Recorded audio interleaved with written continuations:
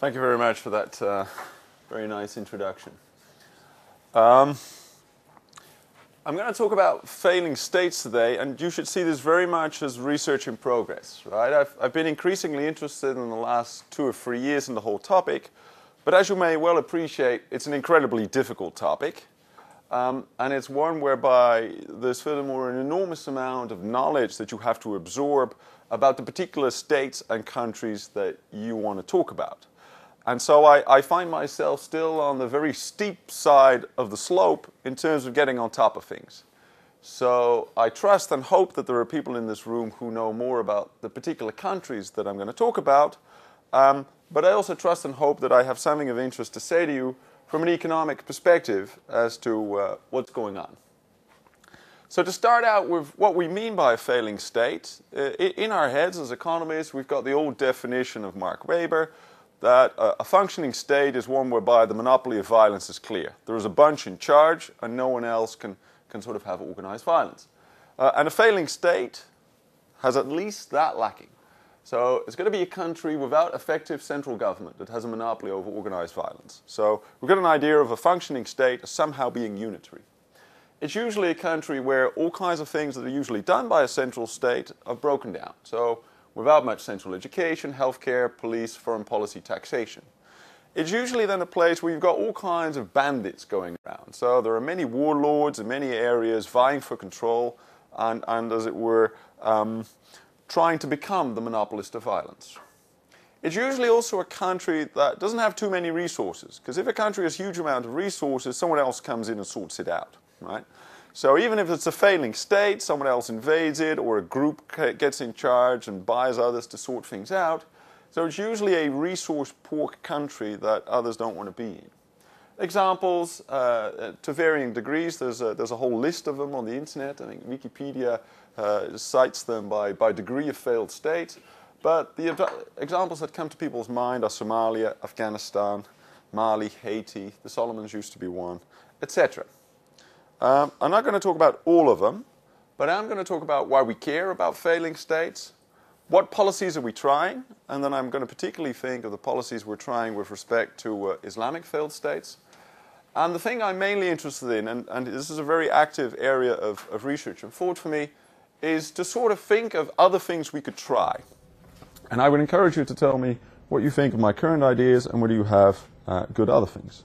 Now, disclaimers. When one talks about failing states in the media, one is usually drawn immediately into some sort of politically correct battle over race, ethnicity, and religion.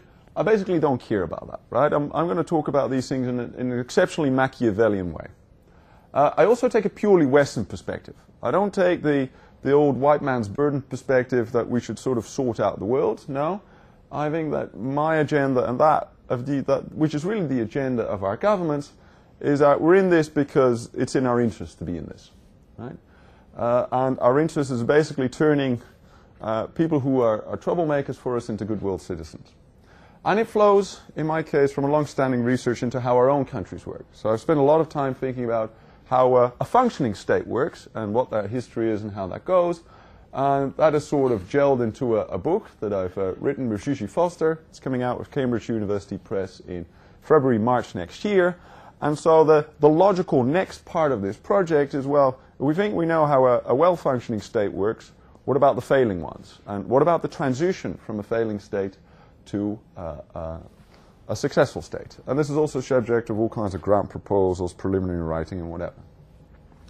So I want to give you some sort of theory as to how you can best see failing states and functioning states, because you've got to have some idea as to, well, what is a country that works versus what is a country that does not work.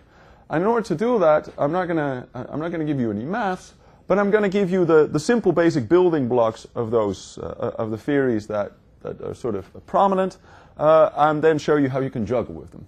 So in a functioning state, what you have, as it were, at its core, is a large reciprocal group around the notion of the country. So within Australia, that would be the idea of Australia. And we'd all have a relationship with Australia. It's Australia we pay our taxes to. It's Australia that defines our education. It's Australia we fight for in a war. And so a functioning state, and Australia is in that sense a very well-functioning state, has at its center a sort of large reciprocal group, which means that you all share an ideal and you give and take from that ideal. That large reciprocal group in a functioning state has got many large supporting hierarchies, particularly bureaucracies. You have an education bureaucracy, you have a police, you have an army, you've got an interior ministry, you have a healthcare system, you've got transport systems. These hierarchies help maintain this large reciprocal group. It maintains the story of Australia, if you like. And it also educates people in it and makes sure that there's a whole new generation of people manning these institutions. And it comes with all kinds of checks and balances. So some of these hierarchies keep others in check: internal affairs, police, CMCs, regulators. And some of these hierarchies are just there to do particular things that are part of the reciprocal relationship. So we've got a hierarchy which is the taxation authority, and then the hierarchy which is all the spending ministries, and one takes and the other gives. And within that basic setup of a large reciprocal group, which we're all part of here in Australia, and the main hierarchy surrounding it, the functioning commonwealth, you've got all kinds of little institutions, little firms, little bureaucracies, a council here, RBS Morgan would be a smaller hierarchy, and these things create wealth for long-term investments. It's within those hierarchies that people make money. And we've also got many small reciprocal groups. We can think of families, we can think of teams, and within all these larger organizations, you've also got these small hierarchies. So RBS Morgan, I'm sure, will have a PR department, it'll have a finance department, it will have a marketing department, and they will probably behave a little bit like their own group and a little bit for their own interest. And this is very normal, right? What is true for RBS Morgan is true for my university, all kinds of little groups, both reciprocal groups, The Economist, and hierarchical groups, the bureaucracy.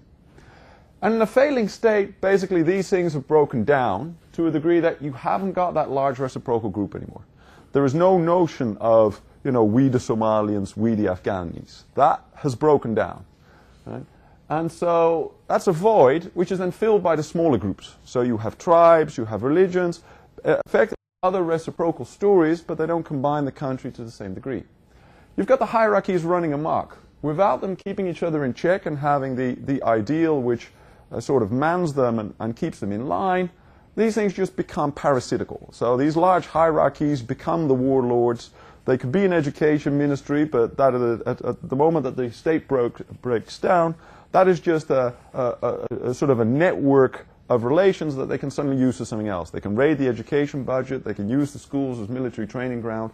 They can basically become a problem in themselves. And then what you have in this kind of parasitical setup is that these hierarchies running amok, they sort of prey on everything else. So they prey on the smaller groups, on the smaller firms.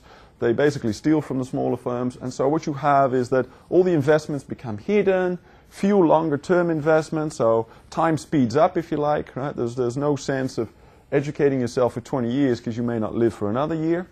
And so time becomes of a difference. So if I put this in pictures, and I hope you'll agree with me that this is a very weird picture, which you'd have no idea what it means unless you've sort of had this previous story. But this sort of, in pictures, tells you a little bit what I think goes on, or at least the important parts of what goes on. So this large circle here, you can see this as, the notion of Australia. Then you've got the smaller ones, the notion of maybe Victoria, Queensland. These can also be little religions. And they support, with these hierarchies, right? This is sort of the central one, these are the smaller ones.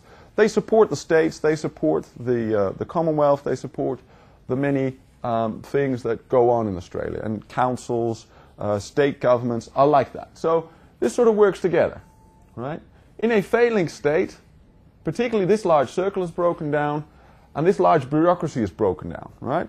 So you no longer have the central bureaucracy anymore, taxation has gone through the roof, and you've got all these little hierarchies, and they become oriented towards some other circle. So you see here I deliberately chose a color which is all very similar to the middle one, so we're Queenslanders, but we're still a little bit Australian.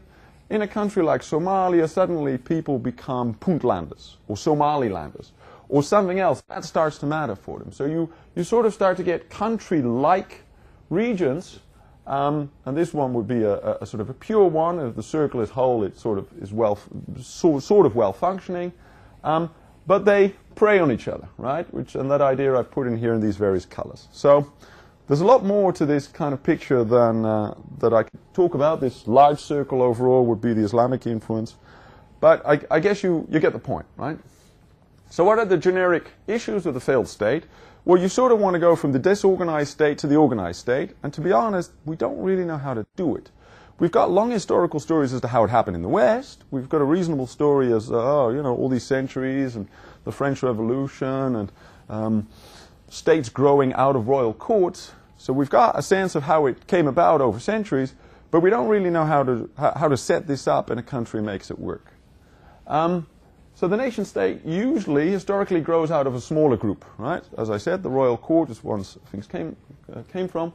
But once it's really broken and dysfunctional, it's almost impossible to reinvent the old state. It's very, very hard, right? Because other groups have taken over, and they don't sort of want to go in. So you've got a lock-in effect. Once broken, all these long-term investments which people make normally towards a state no longer get made.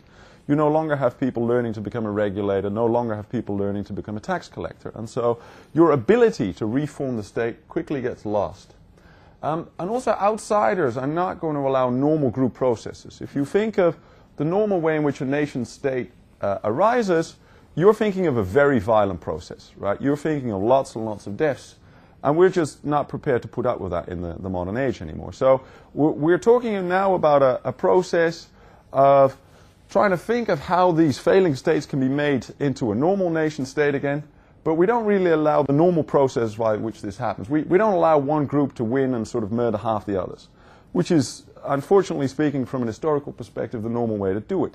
So we're sort of in a situation where we're in limbo land. Now let me talk particulars after that. So meet Somalia. Somalia is a large country there in the Horn of Africa, and it's relatively unpopulated. So there are only 10 million people living there, which is not a lot at all. It now effectively is a country that has almost 4 governments. So you've got Somaliland there, which has its own government. You've got Puntland there, which sort of have its own government, is not so problematic. The problematic area is this middle south bit.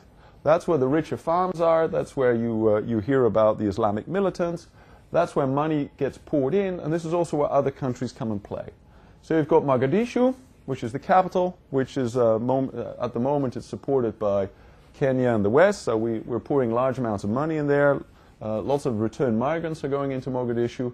This is where Kenya is, and Kenya got fed up with the Somali pirates killing some of their tourists and taking trade away from them, so they sort of invaded that bit in order to keep it quiet. And this area is sort of the Shabab area, and I'm going to talk about the Shabab, but these are basically young Islamists. Now there are 4 major tribes, 4 main languages, 3 major ethnicities. A lot of its population is very, very young. Education is broken down, so it's basically the rule of the gun in that kind of situation, which is very much this notion of that the normal long-run investments are broken down, and 2/3 of the population is nomadic or pastoralist. So they're very hard to pin down. Average income, $600 a year. This is a very, very poor country. Recent history, well, we've all heard about the pirates, the AlShabaab network, which basically means young Islamists. They're being funded out of the Gulf states and other Islamic fanatic groups. So there's a large element there of sort of foreign interference. And it's these two that give us, the West, a reason to be involved. Right? That's now why the US is involved. That's why the EU is pouring money into things. And we've sort of hit them with drone strikes. So we have these drones flying over Somalia and taking out some people. We run an assassination program. We've all heard of Osama bin Laden, but I've been researching this a little bit, and it seems that we run 70 sorties like that a day. That's the best guess I've been able to find. So we, the West, are probably assassinating 100 people a day whom we don't like. And we're doing this in a highly specialized sense, so we're basically trying to take out all the top Islamic militants. That is our strategy. And it's a very successful strategy, and it's something that clearly our populations support, and I'm going to talk more about that. So that's what's happening in Somalia at the moment. We've not gone in with troops, we just kill the leaders of groups we don't like. There are effectively 4 little governments in there, right? 2 highly active neighbors, Kenya and Ethiopia, so they're in and out there with their armies nearly every year, and lots of foreign players pouring money and resources into this. This is where, as it were, the activity of the pirates, right? They sort of come from this area, and they sort of have a base of operation which is very, very long, and they've got thousands of piracy actions, and you see that it's almost impossible to avoid, right? Because the Suez Canal and the Gulf is part of its prey, and it's almost impossible to avoid. So these are some of the pirates of Somalia. You see them up there with your guns, and they forced a boat to pose in order to show that they were not dead yet. There's an industry breakdown. But the nice thing about piracy is that you can look at the areas where the pirates come from, and the pirates basically come from the areas here in blue and purple, so there's Nugal and Muduk, and you can see that their relative income, right, which is the nominal wage, has sort of flipped relative to the provinces where they don't come from. So the green and the yellow ones are the provinces that the pirates don't come from. These are where the pirates do come from. And you see that over the last 10 years, the provinces where the pirates have come from have increased their nominal wage by something like maybe 30–40% relative to other areas in Somalia. And so piracy is good business for Somalia, right? Whatever else you may think of it, it sort of seems to provide some provinces some measure of money. There is an interesting sideline about piracy, which is that the people really making money out of piracy seem to be the insurers, because they seem to sort of collect 1.8 billion in insurance premium, whereas they say they only give 1/10 of that in ransom to pirates.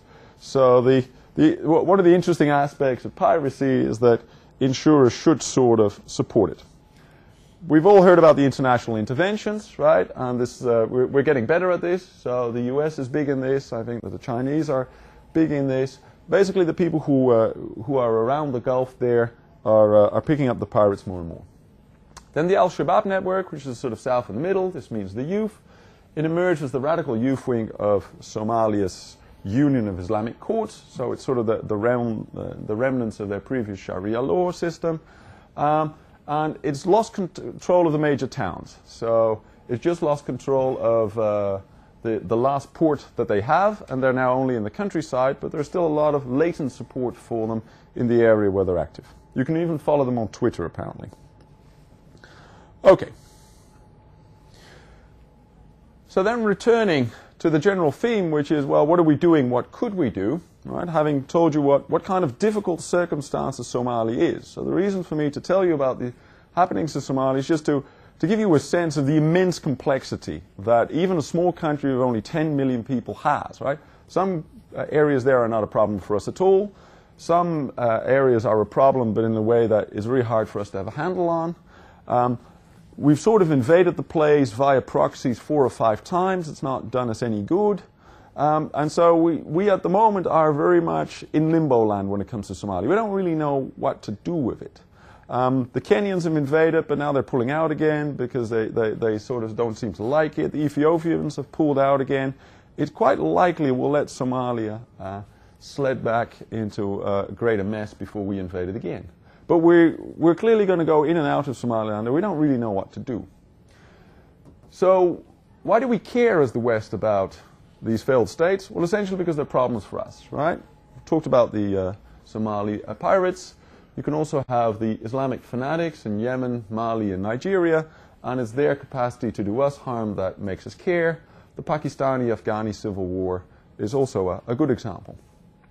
So at the moment, we mainly care because of the Islamic-Christian dimension, right? We sort of feel that aspects of the Islamic world, some of its more fanatical elements, have sort of declared war on us, if you like, and we're fighting back.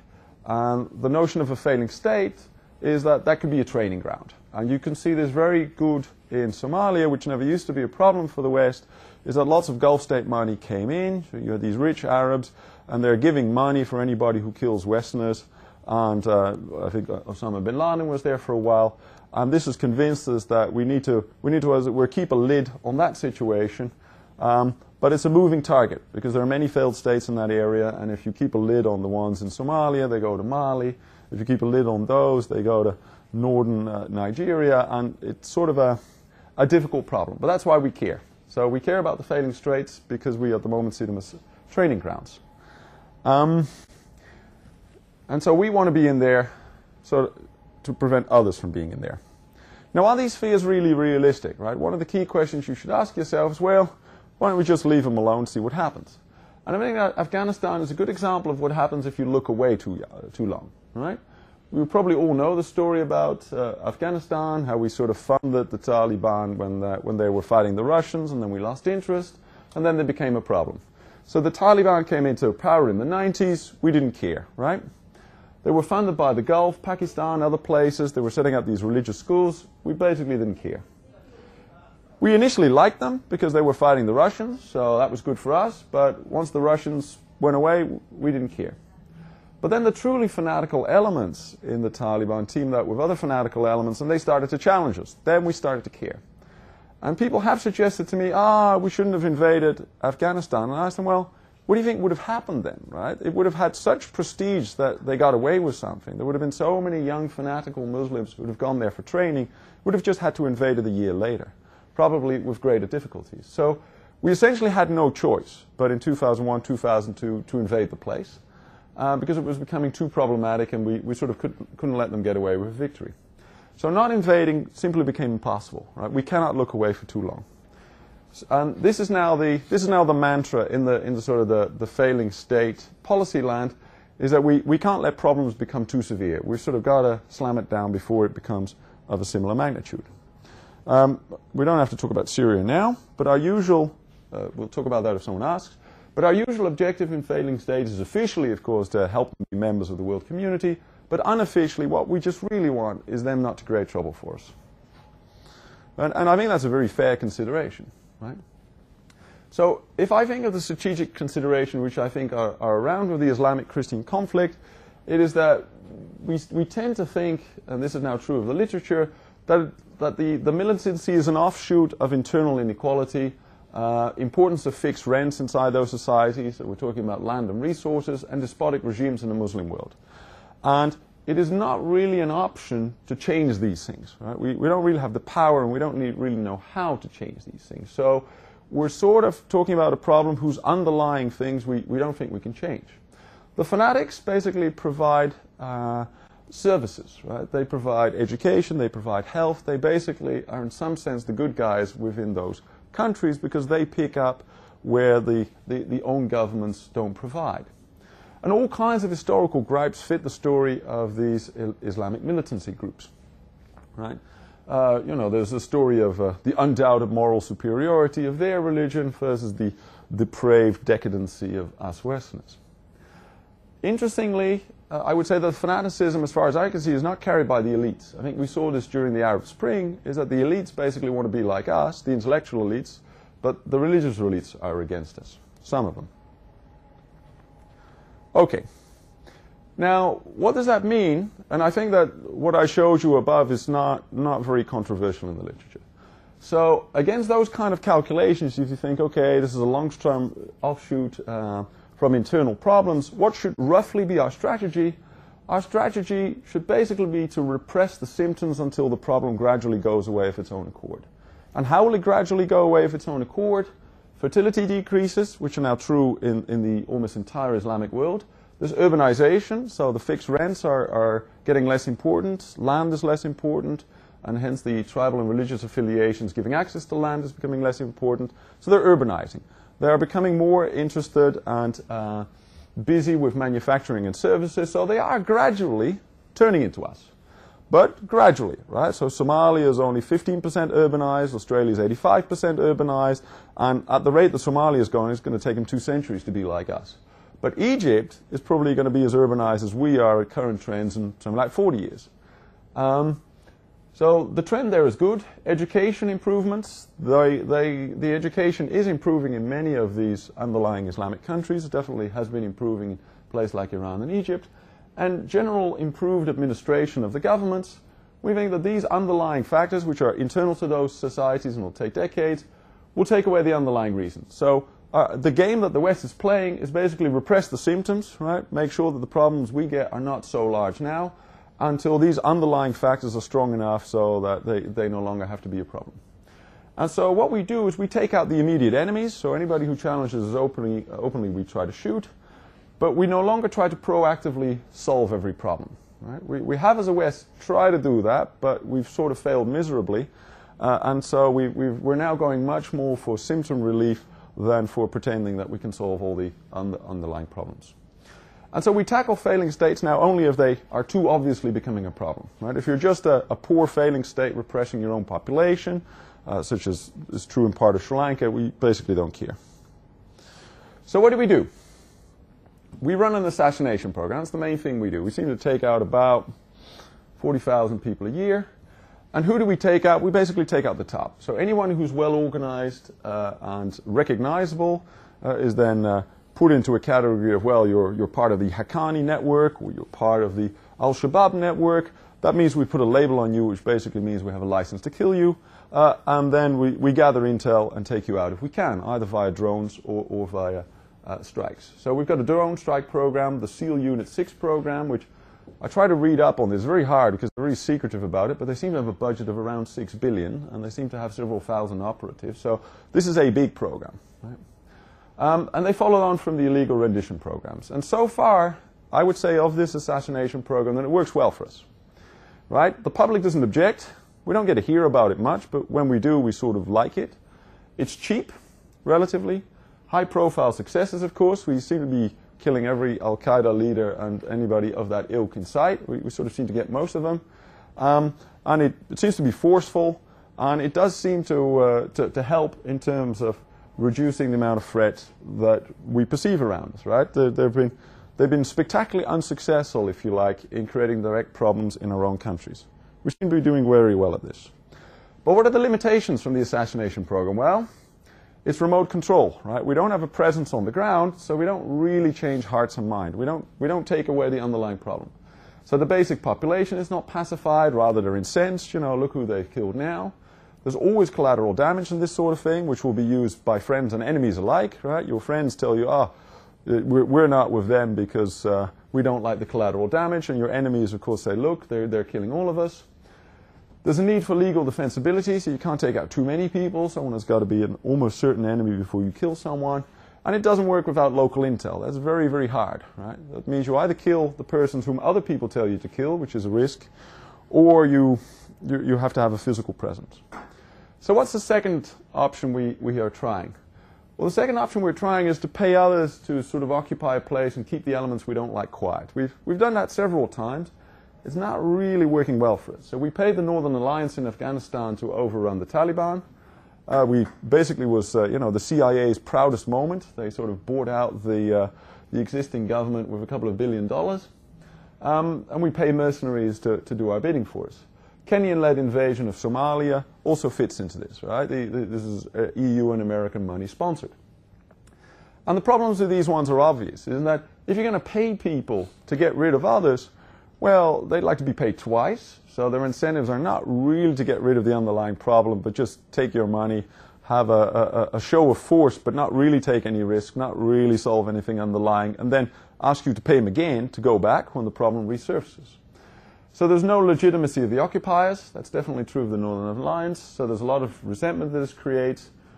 The people you pay have got no real incentives to sort out any problem. In fact, they've got every incentive to make the problem worse so that you pay more next time. And of course, these occupiers, they're temporarily in charge, so they'll sort of rape and pillage everything in sight. The other thing we've tried is to pick a side and support them. Now, this works well for a while, right? So we supported Karzai and his Pashtun crowd. We've supported Maliki in Iraq and the Shiite crowd around him. We used to support Gaddafi. We used to support Mubarak. And we support these cliques who have real support inside their own countries. They head big families and clans, and they run a place and basically keep things quiet as far as we are concerned. So this sort of seems to work for a while, and this is as it were our favorite middle-term strategy. So it can work for a few decades, but the problem is that you are essentially propping up problem people, right, who are there in order for their own clans and families to be rich, and so they're often not really working for the long-term stability of their country. So in a certain sense, you're buying off short-term stability for longer-term resentment. So the underlying resentment of the inevitable corruption that this kind of parasitism breeds sort of creates you extra problems in the longer run. And another problem is, of course, that if you're going to support a clique who lives there, well, they're going to live there for a long time. They have family they want to keep alive for a long time. So they're going to make long-term calculations on their alliances. They can switch sides if they think that you're not going to be around. And this is clearly happening now with the Shiite Maliki crowd in Iraq. We put them in there, but of course their real power base is the Shiite majority in that country. And who's the big neighbor with the other Shiite majority? Iran. So the Iraq invasion has basically, in a long-term sense, only been beneficial for Iran. We've given Iran its best ally it's ever had. They didn't have to fire at all. They had a war for 7 years, couldn't do it, but the Americans came in and basically did it for them. Now, the Americans didn't want this to happen. We didn't think this will happen, but it is effectively what we've done because we've put people in charge who want to be there for a long time, and so they look at the realities around them. The next thing we can do is we can try to go for wholesale societal transformation, right? This is the white man's burden notion. We should solve every problem. And we've tried this in Afghanistan and Iraq in particular. We put up schools, hospitals, roads. We basically tried to build this nation state in the way that it functions here. So we put up all these hierarchies, and we sort of train police, and we train an army. And we basically think, well, if we put all these similes of our own society in place, hopefully by some magic, the place will start to work on its own, right? Sort of if we put all the little bits of the clock somewhere together, then somehow it'll assemble itself. And it has to be said, that has been a miserable failure. Both in Iraq, but particularly in Afghanistan, it is now clear that all these institutions we've built up are completely breaking down, and that what we have effectively done is increase the power of the local warlords because they've now got a lot of extra arms to fight their wars with.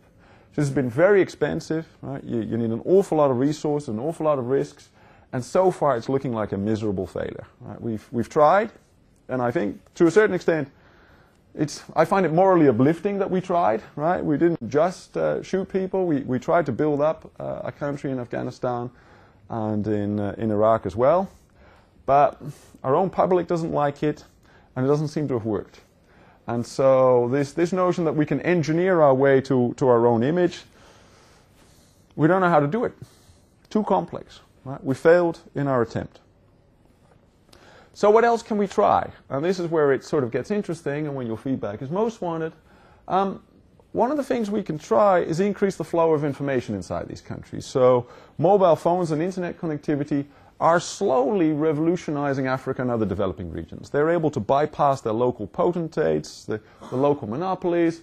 There's lower transaction costs, so it also increases the economic resilience of those places. It's harder to keep a secret. It's easier to organize against and for people. And so there is a transformation taking place in many poor countries because of mobile phones and the internet. That is changing the political dynamics. We haven't quite got a handle on whether we like the outcome of these political dynamics, but there is this underlying notion that we're effectively hereby speeding up history, if you like. And so if we believe this speeds up history because it speeds up group formation, then we can speed it up further, right? We can basically put a failing state full of mobile phone connectors. And I talked to a senior guy in the European Development Institute, and this was his one suggestion for Afghanistan. He said, well, the only thing I think would work in Afghanistan is we put the whole thing full of mobile phone connectors. And he said that's the only thing he thought would make a difference. And we can go more than this. We can also give everybody satellite images of what happens so that you know exactly what your neighbor and your fellow warlord have been up to. So suppose every Somali had a mobile phone and they all knew what their neighbors were up to, what would then happen? And the theory is, well, maybe this group formation, transformation process would just be speeded up, for better or for worse. So that's something we can try. The advantage is this is cheap. It's not so hard to do. Right? The hope is that full monitoring is good, but there are disadvantages. The wrong people may benefit. Right? Who uses the mobile phones? Well, the educated, those with money, including outsiders who pour in money. So it may make things worse. There's no guarantee that this will work. But something to be said for trying, and we might try. Other options are basically forms of colonization. Right? One option is to just give Somalia to another country. And that sounds less outrageous than it may seem, right? It can work quite well if a large country looks after a particular problem country. The problem with Somalia is no one wants it, right? No one wants it. Other countries have been there for a while, but there's nothing there to stay for. Right? It would be nice if we could give Afghanistan as a province of India and tell India to sort it out, but again, the problem is India won't want it. But we can think smaller. Right? We can think of perhaps having a set of Chinese trading areas on the coast so that there would be little protectorates around economic interests of other countries. This was done in the 19th century. Macau, Hong Kong were sort of successful examples of this in China itself. And there is something to be said for the notion of having areas, perhaps even with the consent of those countries, for a while under the control of foreign countries. So this is almost like outsourcing good governance, right? That you would have a couple of trading posts in Somalia protected by countries who are, as it were, leasing the ground for, let's say, 50 or 100 years, who are sorting out a region, but that can then also be the region where all the schools would be or business would come from. So it's sort of the successful examples of Hong Kong and Macau transported to modern-day Africa.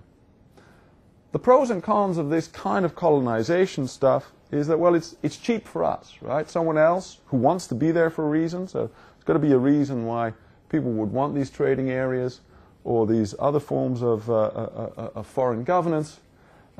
They're in there for, right? And the Chinese would like the trading posts, they would like to have their harbors, so there's something for them to have. And it means that we've got someone else to push. If the Chinese have trading posts on the Somali coastline, then we can push them to keep the Islamic militants in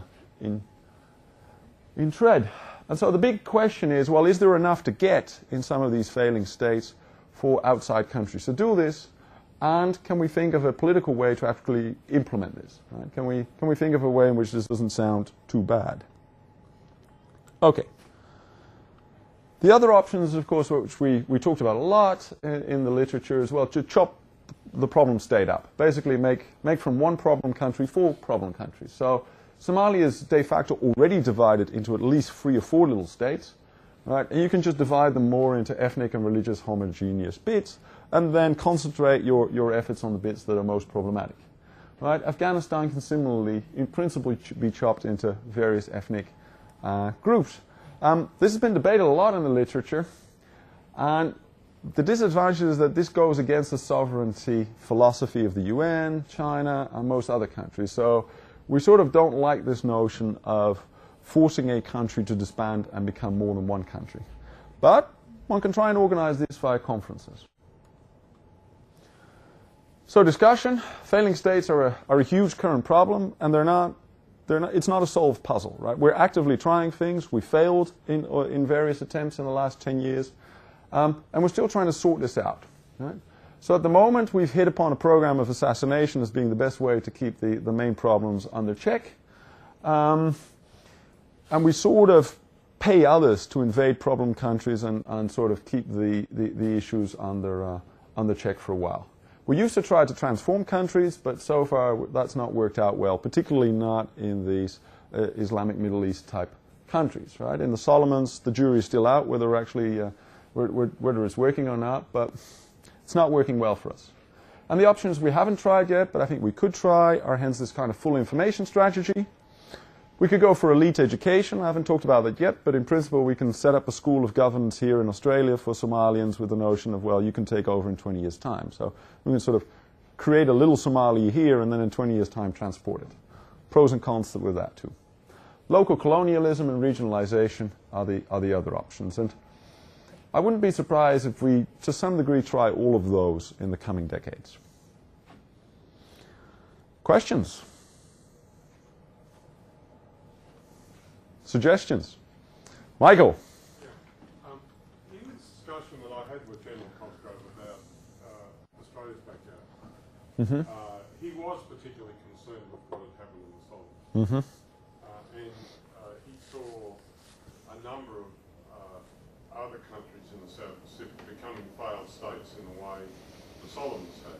He thought that Australia would sort of set up a model for as a kind of de facto protectorate type of model for the Solomons, which he would then, have to be expanded to a larger area of the South Pacific.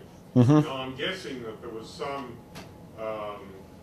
view that either we had to do it or some rival country would do this in the South Pacific. But how does that, Okay. How does that kind of model fit within the structure of what you suggest? I would see that as basically a kind of local colonization, right? So I see the Solomons very much as you say, it becomes our protectorate. I know some of the treasury people and development people who regularly go to the Solomons, and they tell me that they've effectively taken over the country and are trying to set it up as a modern nation state. But they're also telling me that they're probably not really successful in making it a true nation state, because well, you know the Solomons, well, hardly anybody lives there, right? A population of what, 100, 200,000, very small, all these different islands, different languages. It is not a natural nation state. It is not something that would sort of on its own be together. So the kind of the problems with a place like the Solomons is that it's not clear you can ever leave. Right? It's not clear that you can leave and then it will be fine. It's one of those places which you can sort of be a protectorate forever. And the Netherlands has also had experience with that kind of protectorate system with some of its Caribbean assets. And once countries like that become independent again, they are quickly prey to criminal organizations or some degree of outside interest. It's pretty easy to take over those countries and chop them up and to have internal strife. So the protectorate system has an advantage that there's someone looking after them, but you got to have a country mad enough to want to do it, right? So I think it's very good of Australia that we've taken this on, but you can't do this in Somalia. It's too big, right? Too many people. So you can only do that with small regions in which effectively it's not too hard. It's also not too violent. They're not too different from us, right? And the Solomons are not sort of anti-us by philosophy.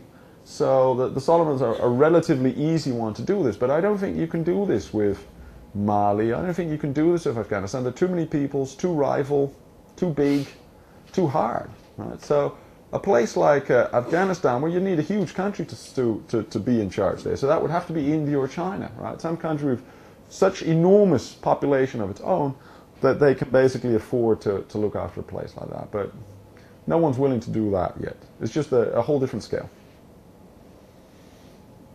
Go. How are the problems of Belgium to be understood in terms of the likes of that?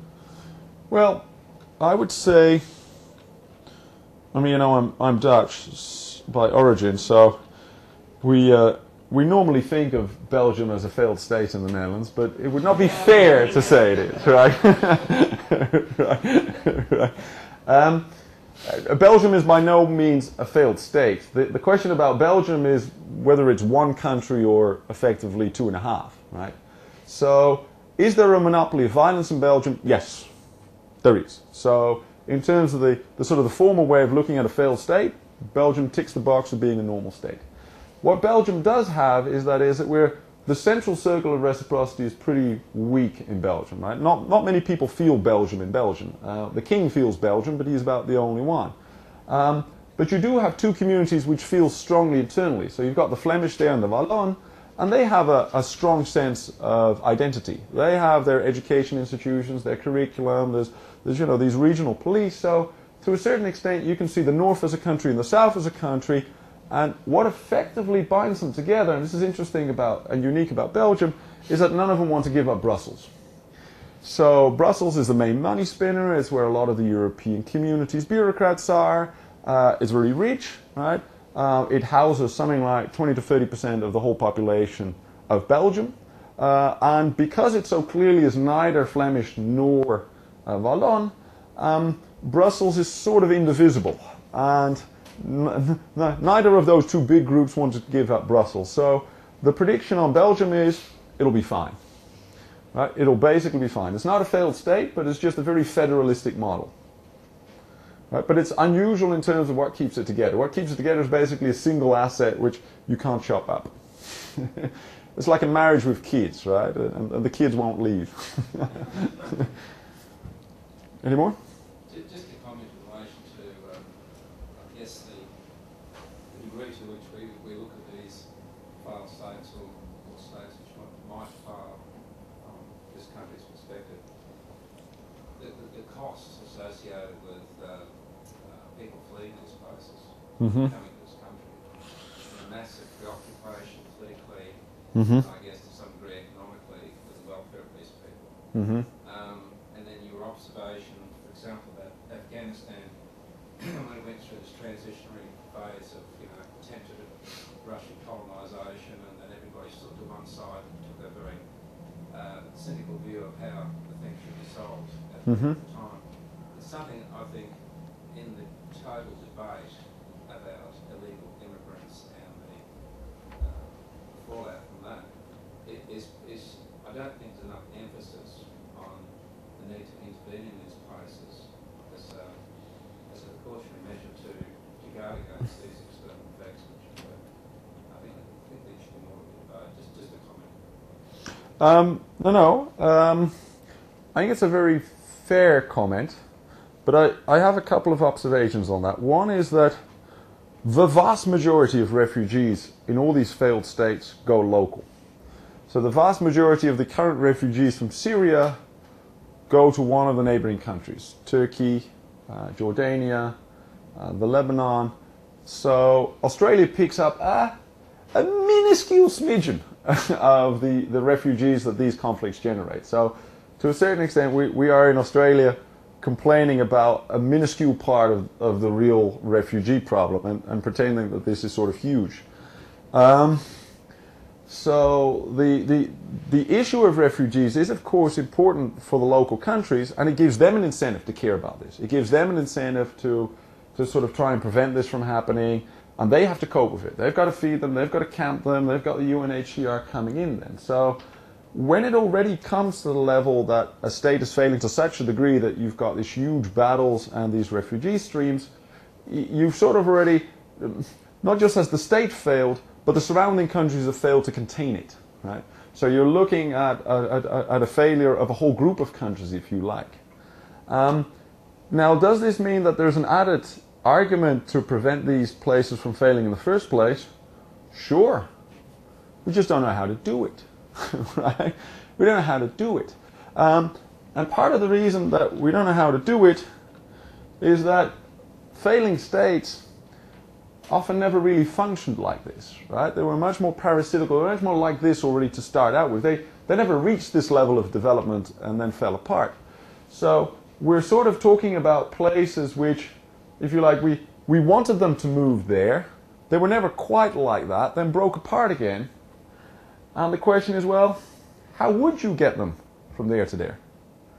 And we just truly don't know. I mean, we have our historical examples, so we know how in the long run it would come about, but we're not prepared to suffer that kind of trajectory. It's just too violent. So and that's a puzzle, right? And we've tried various things, but we just don't know how to do it. Cameron? Two things. One thing, you mentioned that breaking down regionalisation seems to be an option. I mean, if you look historically, that seems to be what happens when states fail. Pretty much everyone's becoming independent with their tribal, call it tribal and all that. I guess the question is, if our interests are to basically contain this, is it in our interest to kind of stimulate more internal problems to keep them focused inwards, so there's no Somali pirates because they're busy fighting each other. Sure. Contain all, so you can talk about, well, supplying arms to these rebels in Somalia is great because it keeps the war domestic. Okay, all the pirates have to come home to fight. Sure. And then so you have this kind of perverse outcome. But what I also want you to comment on is states that work, that like North Korea, you wouldn't call it a failed state. Everyone's that No. not being violence is clear, but they still represent an external threat. I mean, so how do you treat that theoretically differently? Sure. So I think North Korea is a whole different kettle of fish, right? Because North Korea does have a bit of this in it, but the problem with North Korea, I guess, is that the way the country is organized is a guarantee for further impoverishment. And what you then get is where the circle of reciprocity of Koreans works against its own hierarchy. So it's a very different picture. So I don't really want to go into North Korea, partially because I don't understand North Korea. Now this whole business of, the enemy of my enemy is my friend, and so let's arm some people locally who fight the people we don't like, that's part of what we do. But we call these other people Kenyans. We call these other people Ethiopians. We call these other people Mogadishu Somalians. And so your suggestion that if there is a problem group, we give arms to the people who fight them, well, we do that. Right? Obviously we do this. But you know the long run sort of implications of that, right? There's an escalation of the conflict. Other people send more money as well. You also get a kind of professionalization of the violence. So whoever wins is better at it, and hence more of a problem for us. So, and all these considerations go through people's minds, right? So we prefer not to give out too many arms locally there, but we're fine with giving them to Kenyans and Ethiopians because we think that, you know, they won't turn on us. I wonder if you have an opinion on the potential success or failure of the charter cities idea within this framework. Tell me about the charter cities ideas. Just talking about basically setting up a technocratic government, forming a small city in a not necessarily failed but poor state as an example for development for the rest of the country.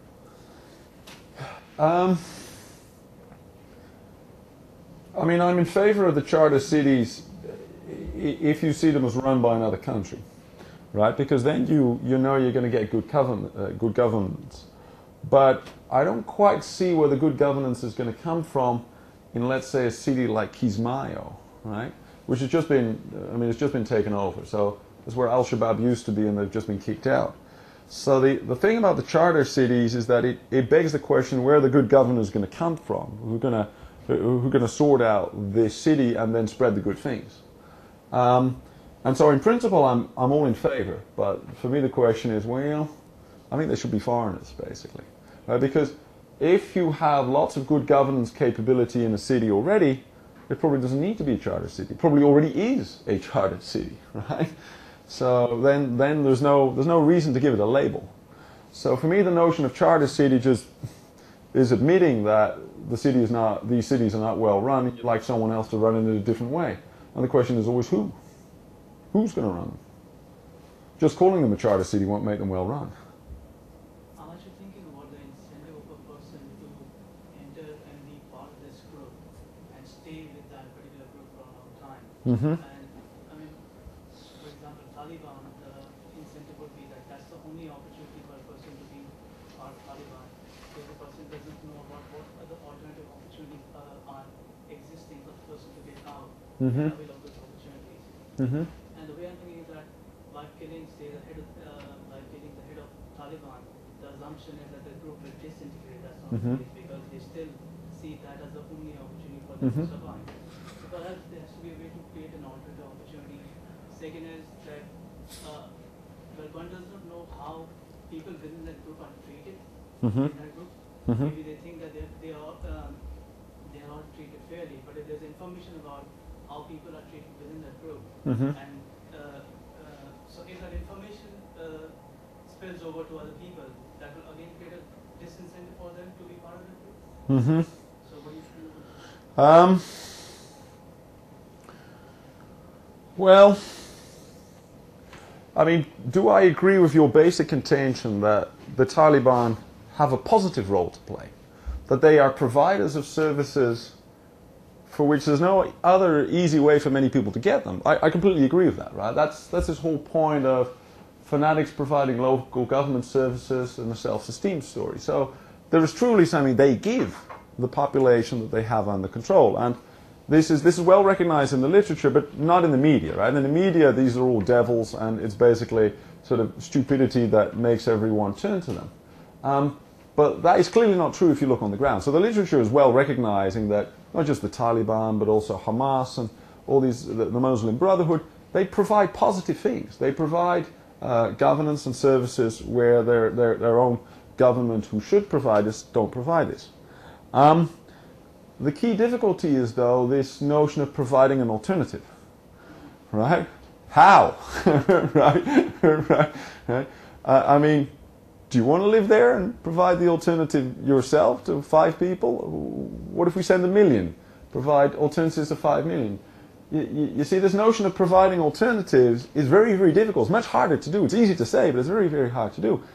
And so some of the things I've talked about, this state formation, this takeover by others, is an attempt to provide an alternative, but it's not easy because we're often not really interested in them in the long run. So we leave, we're not prepared to have all kinds of dangers to our own person, so we sort of are standoffish. We then pay others who don't really care, but they care about the money we give them.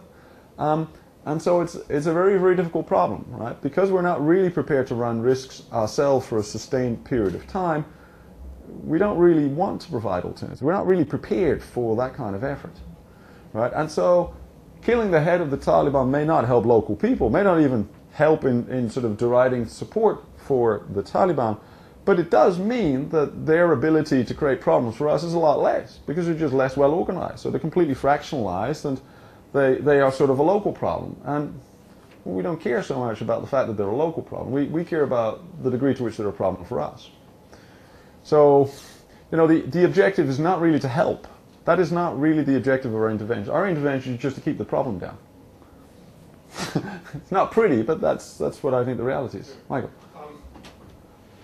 Earlier, when you were talking about Syria, you defined it as a failed state. Yep. You referred to it as a failed state. Yep. My question is, why is it a failed state, not a revolutionary war? Mm-hmm. Obviously, in a revolutionary war, one state breaks down and is replaced by another state. Mm-hmm. In the French Revolution, which you referred to, it was almost a generation between the collapse of one state and the building of the next. Yeah. The American Revolution, there's 11 Sure. years between the Declaration of Independence and, Sure. and the drafting of the Constitution. Sure. Sure. So there's always an intermediate period Yep. when one state structure is breaking Yep. down, another one building up. So why is Syria Yep. necessarily a failed state? Well, I would say it's a failed state at the moment. What you're asking me is, well, it's failed at the moment, but maybe we're just looking at a particular transition path to quickly a successful state, maybe, right? Depending on who takes over. That's a judgment call. Do I think that is likely in the case of Syria? Right? I do have a slide on Syria. I have my doubts whether Syria will turn into a normal state soon. I mean, it is clear that they're going to get rid of Assad. The betting markets give about 72% chance that this will happen in the next 13 months. And so the clever money is on him being gone by the end of next year. But the danger in Syria, which is very real, is that it'll completely regionalize and fractionalize, so that you will have the Alawite region with its own militia, basically the remnants of the current armies. Then you'll have other minorities, the Kurds, with their own little army and militias, and so that the country will sort of break apart into smaller regions, which you can see as smaller countries, with militias. Now, we don't know if this is going to happen, right? The West certainly wants it to basically return back to normal, and we've just successfully elevated a small group into the official government of Syria. So I think if I were asked for a percentage chance, I'd say it's about 60-70% chance that in 3 or 4 years' time, Syria will be sort of normal for the region again. I would say it is the more likely outcome, what you suggest, right? Which is that they won't be failed anymore in a couple of years' time. I think that is the most likely outcome, yes. Yes, but there is certainly a regionalization danger, and it's certainly the trajectory at the moment. But all the outside actors want them to become a country again. And so we'll probably pour in lots of money to prop up whoever wins. And the good thing about Syria is that it's got a reasonably well-educated population, but it's also relatively homogeneous, right? So something like 80% of them are Sunnis. And so once they're in charge, it's not easy to see who can really keep them at bay for any length of time. At the beginning you said this is work in progress. Yep. So I'm interested more about the next steps. I mean, you've done today a lot of mapping. Yep. But you're extremely interested in dynamic. Yep. And that comes in when you bring in solutions. Mm-hmm. So what is the next step? The next step, I mean, we talked short about this, do experiments. Mm-hmm. I mean, the key idea of the next step is you want to, for example, speed up history Mm-hmm. with research tools. Yep. And experiments is an idea to speed up things. You need to go there Mm-hmm. with the people. You know, the experiment. You have to do the experiment with the people there. And then you need to also have a good idea in the experimental setting, for example, how an organization works. Yep. What is the concept of organization? Yep. And with it organization elements like authority, loyalty, communication. So that's going to be quite interesting and challenging aspect. Can you say something about this kind of stuff? Yeah, I guess if I for myself think, well, where are the main things I don't quite know and got my head round, it would be more the cultural aspects of the diverse groups in these states, right? So, for instance, in Somalia, 2/3 are pastoralist nomadic. That clearly comes with a culture, right? It comes with an honor culture, it comes with a particular ownership structure, and hence it comes with a different potential for organizing groups than we would find normal here, or that would even be normal in agricultural society. But I don't feel like quite I'm on top of how they will react, right? So working through the dynamics of different groups with very different underlying economic realities is something that is still a major intellectual challenge. Now, in terms of experiments, well, you know our academic game, right? We pretend that via some experiment here that we'll learn something about failed states there. If I'm honest, I don't think I'll learn anything about failed states there by anything I can do in an experiment here. But I think what one can do is try and figure out and get on top of local experiments which are there by mistake, if you like, right? So somewhere in, for instance, Zimbabwe, the Chinese put up 100 of these mobile emitters, and why? That was for a local mine, but they found out half the population was using their mobile emitters too, right? And so I think that a careful look at what happened in those regions will give us some clue as to what worked and whether things are sped up or not. So to a certain extent, just looking closely to what happens on the ground, gathering some information for that, that's probably where I think the best bang for the buck is, right? The experiments, that's just to get published, right? I wouldn't think I'd really learn anything from that. So that's for me is the intellectual step. There's a bit of a theory for a while, I think it's been discredited now, that democracy would be sufficient to unveil a state. But could you comment on whether you think democracy is necessary to prevent a state from failing? Not at all. No. I don't think democracy is needed at all. I think in some cases democracy would in fact help speed up the demise of a country, right? Democracy works reasonably well in this kind of surrounding, where a country is already convinced that they are together to some degree, that they have a shared history, and where effectively democracy is a device to keep the politicians honest to the degree that you can ever keep them honest, right? Because you basically keep them in competition with each other, you give no one absolute power, so it's basically a means of creating uncertainty and conflict resolution between politicians, and as such, it's a device. But it's a device that grows out of a particular economic background, right? It basically is a device that grows out of a reality whereby a lot of the economy is in the hands of, as it were, networking entrepreneurs. And why is that important? Because networking entrepreneurs, like RBS Morgan, right, like industries, they see democracy as being in their interest, right? It was those kind of people who in the 14th, 15th, 16th century in the European Renaissance were dreaming of democracy. They were reading these Greeks and thinking, hey, that should be us, right? And they were seeing the advantages of democracy. They were saying, now look, this keeps the leaders in check. This means we have a bit more power. It means we don't have to fear the next king to take our money away from us. And so it was the reality of networking businessmen who saw this in their interest that sort of propped up democracy. But that is clearly not the only model possible for a country to work well for a long time without it. Right? I mean, just think about it. When did we actually become a democracy? Were we already a democracy in 1850? Not by any modern definition. Rich men voted. But were we a democracy in 1910 when the women couldn't vote, the poor still couldn't vote? Is China a democracy now? No, but it seems to work pretty well anyway. Is Russia a democracy? Well, right? Not either. So we know examples of reasonably well-functioning modern states which work without a democracy. And they have problems of their own, right? The conflict resolution within the political class is less good, so there's more of a worry there. But it seems to be able to work well for quite a long time. And I think in the example of many failed states, they don't have the economic structure so that you've got a large political class for whom it's indeed benefit to support democracy. And without that, you'll just quickly create the next dictatorship. So I'm not all too fussed about democracy. I think that what's much more important is urbanization, fertility rates, education. Those are the trends I look for, right? Because those are basically trends in as it were, the economic understructure leading to a more stable society and also leading to a group of people who could carry democracy. But you go to Somalia, who the hell can carry a democracy? There is no middle group of professionals and entrepreneurs to really carry democracy. So they play around with their parliament, but it mainly seems to be for our benefit rather than theirs.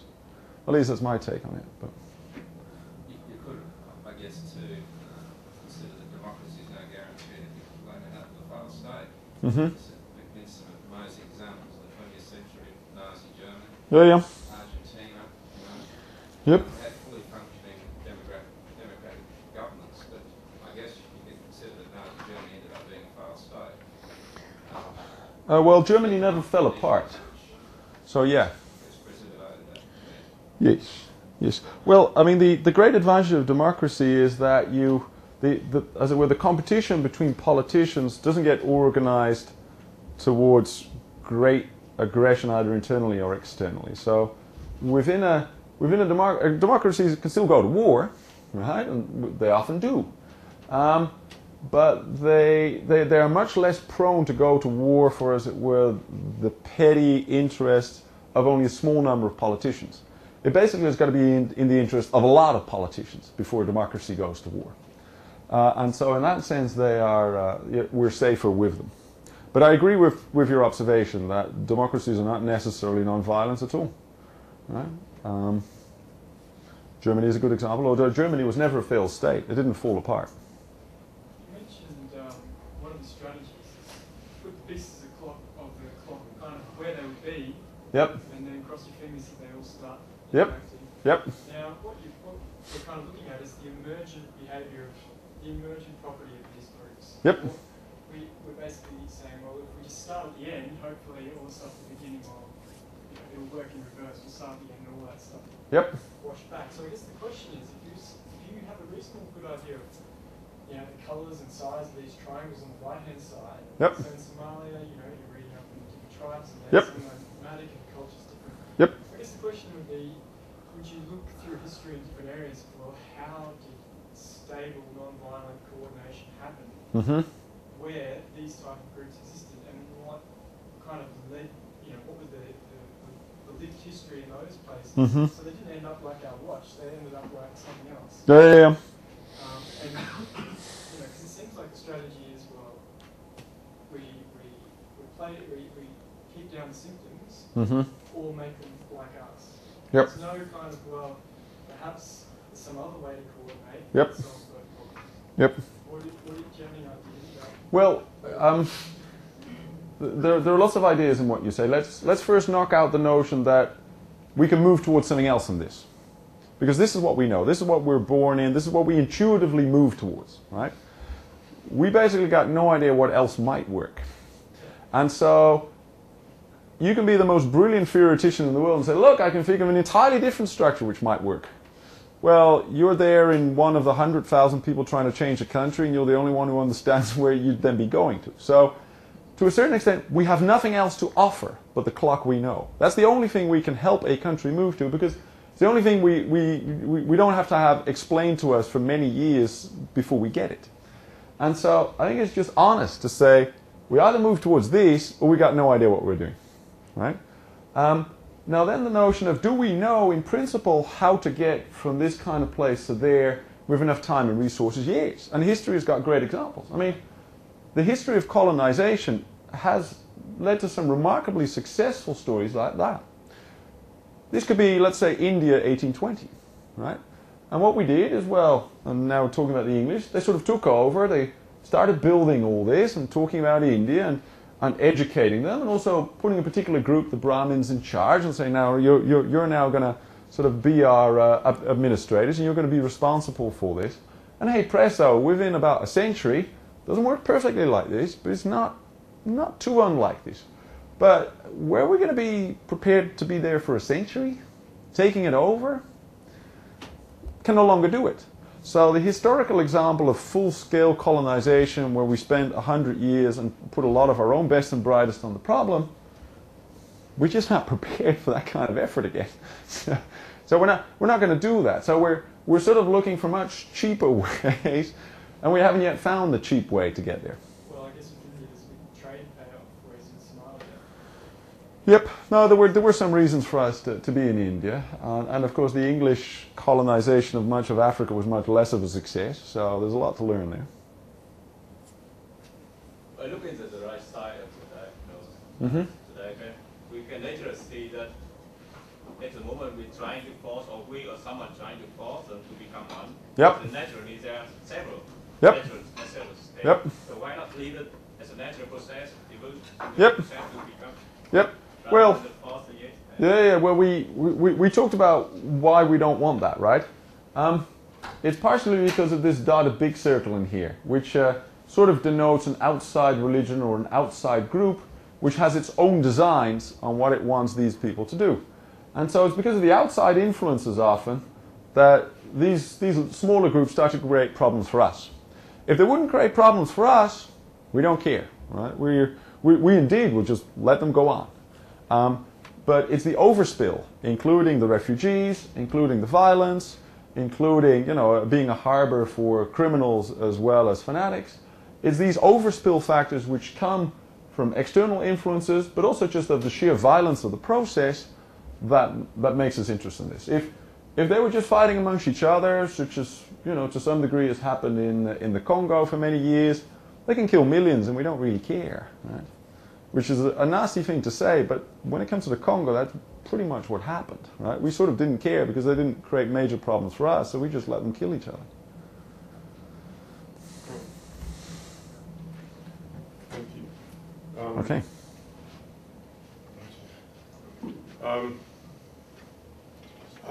An amazing and insightful address. It fascinates me that this is a process I've seen during my lifetime, that as a boy I've seen countries decolonised with all of the best hope in the world, and some of them become enormously successful and some of them fail. It's, for me, has been a lesson about the preciousness of the institutions that we take for granted in successful societies, that it has in fact taken us many generations to build up those successful institutions which stop our states from failing. And it's the fact perhaps that we take them for granted is perhaps that's the strength for us. Somewhere in here. Oh, there, yeah. Usually I talk about the traditions of the Economic Society. I'll save you from the speech on this occasion. But a wonderful and insightful address. Thank you very much, Paul. Please accept this bottle of fine Australian wine together with our applause.